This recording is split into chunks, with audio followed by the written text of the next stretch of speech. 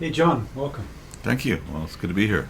So, we talked recently for your Spiritual Technologies 2.0 Summit, and we had a great conversation.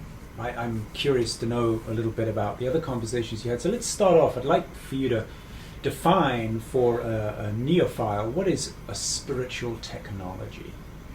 Well, that's a great question. That's been one of the questions we've been asking and answering as we've gone through the summit. And it is technology that helps us transform in a spiritual way. And that, of course, that raises the question, what is spirituality? Well, spirituality is something that deals with ultimate answers and truth and ground of being. And that is what meditation and spiritual practices have always been about. Yet we live in a time where we're developing high-tech and brand new technologies that help us do those things, I believe, much more efficiently and quickly than our forefathers and generations before us were able to do. Okay. Give me a couple of quick examples of an effective spiritual technology that helps us to advance or evolve or stabilize spiritually that is using technology. For example, I'm the CEO of iAwake Technologies, and we make audio tracks you listen to with headphones or earbuds. Some of them you don't need that, but most of them do. And they are audio sound like music or sounds of nature that entrain your brain to very deep, desired meditative states in 2 or 3 minutes. So beginners are able to begin to meditate like masters in just a few minutes, whereas before I think it would often take years and years for people to achieve that kind of depth of contemplative and meditative practice and to feel the deep transformative results. And now we can do that almost day one. You can start using these things and really feel a shift.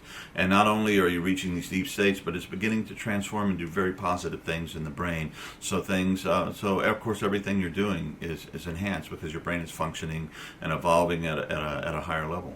Great. Just out of interest, for your iAwake, if people wanted to experience this, where would they go? What would they do? Yeah, iAwakeTechnologies.com, and there's a demo there you can listen to, stream right on the spot, and get a taste of it. People would get a taste of it right there on the Mm-hmm. site. That's brilliant. Okay, so how many interviews did you do for your summit? Oh, Arjun, that's really hard. I don't know. It's like I meet all these great people. We get into these flow states, but there's something about, I don't notch them up or something like that, but we must have done 10 or 15. 10 or 15. Yeah. And tell me, what were some of your big learnings this year as you talked to people? What are some of the things you know now you didn't know a few months ago? Well, one of the things, this is the second season that we've done this, but this was not my idea. It was my wife's Pam, was the co-founder of iAwake, and she started it. And of course, I'm kind of the talking head, the interviewer. And what I learned is that I'm really connected to a much larger community. There's a lot of people that are working on these things. And before, we were pretty much isolated in our little, our iAwake silo, if you will, and doing our work and doing a lot of good things. But now we've become a part of we can see that we're part of a greater move in evolution and consciousness. And we've been collaborating more with people, and we've been making new connections and making new friends. And my takeaway from this whole experience is that collaboration is a new competitive edge. This is not a capitalism dog-eat-dog thing. We're trying to get ahead of you, but we're working together to do the work that we're called to do, which is to help people wake up, show up, grow up. So that's one big takeaway. Yeah. Is the collaboration. Mm-hmm. And tell me, what's some memorable insight you got from all these interviews you did? What was something that you didn't know before that you were reminded of that we could look forward to enjoying in the summit? Yeah. Well, it was actually interviewing you was amazing. Oh, come on now, seriously. Of course. How could it be otherwise? Well, it's like you've been a literary hero of mine for a long time.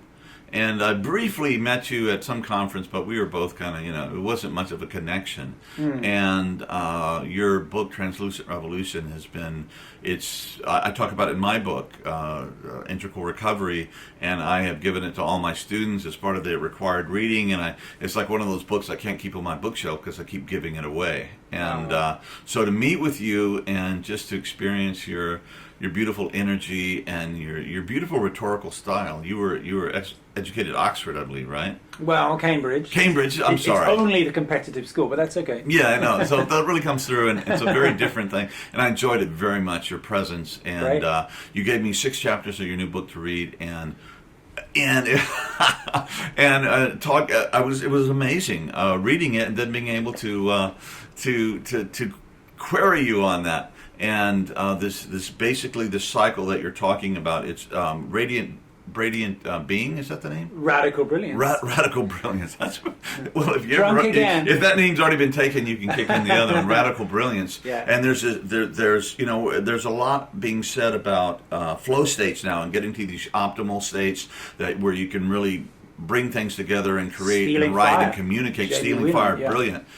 But you bring out the essential point that that's just a part of it. Yeah. And if you get too strung out on just being in one state all the time, you're going to miss it. You're going to be addicted. You're going to get ill, basically. Yeah, right. And so you received or developed this model that shows how you go from emptiness to fire to grounding to autumn falling, things falling away again, move back into emptiness as this ongoing You are a model cycle. Student. You have learned well. I was really well. I experienced it, and I was also very impressed by it. It's a beautiful. I think you were digging to something that's there in the collective unconscious, and it came through you. But when I read it, it was like, oh yes, I know this, and it's a very, very important. Hey, that was a point to really make. interesting little Freudian slip. You just said the collective unconscious, which is probably a little bit of a reflection of our current administration. Yeah, well, God forbid. The collective unconscious. Yeah, Great.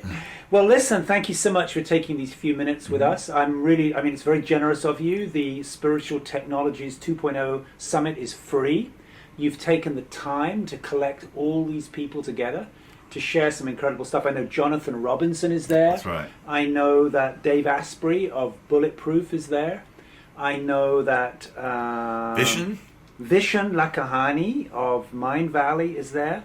And I know that Jeffrey Martin of the Finder's Course. The Finder's Course is there. So you've already got some pretty hefty people. We really do. And you've got the woman who does mind mapping too. Judith Pennington. Yeah. So this is a pretty hefty crew. This is fantastic.